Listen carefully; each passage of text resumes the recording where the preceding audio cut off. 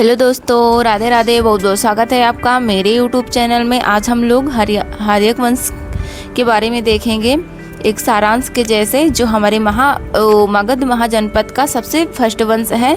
तो हम लोग देखेंगे इसे एक सारांश के तौर पे, जिससे हमें समझने के लिए इजीली रहे और अच्छे से थोड़े ही टाइम में हमें अच्छे से समझ में आ जाए। हम लोग देखेंगे ऐसे। तो क्या है हमारा हर्यक वंश? प्राचीन भारत के मगध महाजनपद का पहला प्रमुख राजवंश था। यह हमारा मगध महाजनपद का सबसे फर्स्ट वंश है। इसकी स्थापना लगभग 544 ईसा पूर्व में हुई। इस वंश ने मगध को शक्तिशाली राज्य बनाया और आगे चलकर यही साम्राज्य मौर्य साम्राज्य की नींव बना। तो यह हमारा 544 ईसा पूर्व में इसकी स्थापना हुई थी, इस वंश की। अब हम लोग इसके बारे में आगे देखेंगे, किसने इस साम्राज्य को शक्तिशाली बनाया, कौन इसका विस्तार किया। हम उसके बारे में देखेंगे, कौन राजा था।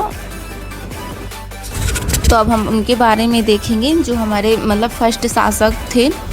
तो उनका नाम बिंबिसार था, जिनका शासनकाल 544 ईसा पूर्व से 492 ईसा पूर्व तक रहा। बिंबिसार इस वंश के संस्थापक माने जाते हैं। इन्होंने अपने समय में मगध साम्राज्य की राजधानी राजगृह बनाई थी।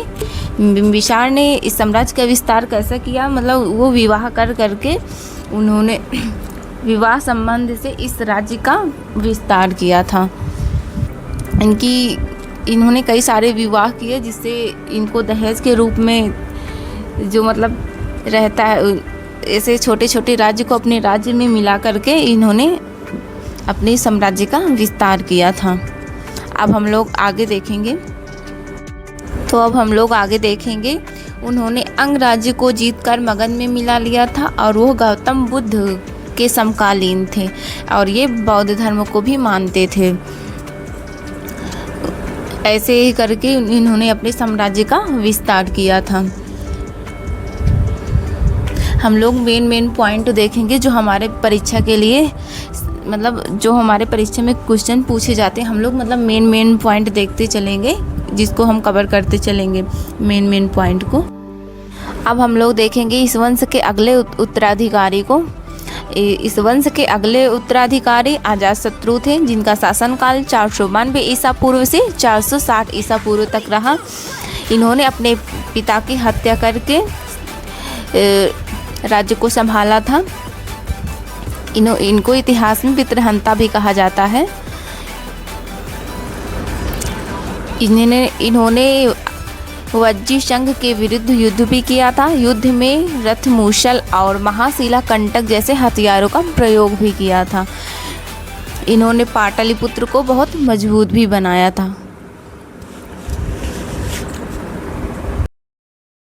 जो हमारी प्रथम बौद्ध संगीति थी, इन्हीं के शासनकाल में हुई थी। जो कहते नहीं प्रथम बौद्ध संगीति, 2-3 बौद्ध संगीति, वही बौद्ध संगीति इन्हीं के फर्स्ट बार जब हुई थी, तो इन्हीं के शासनकाल में हुई थी। अजातशत्रु के शासनकाल में हुई थी बौद्ध संगीति प्रथम। इसका अगला उत्तराधिकारी कौन थे? उदयन। ये अजातशत्रु के पुत्र थे। इन्होंने अपनी राजधानी पाटलिपुत्र को मगध की राजधानी बनाया। हम लोग आगे देखेंगे हर्यक वंश का पतन का क्या कारण था। उदयन के बाद सब कमज़ोर शासक आए, इसलिए कोई राज्य को अच्छे से संभाल नहीं सका, अच्छे से विस्तार नहीं कर सका, इसलिए इस वंश का पतन हुआ। इसका अंतिम शासक नागदशक अंतिम शासक थे। इसके बाद यहीं से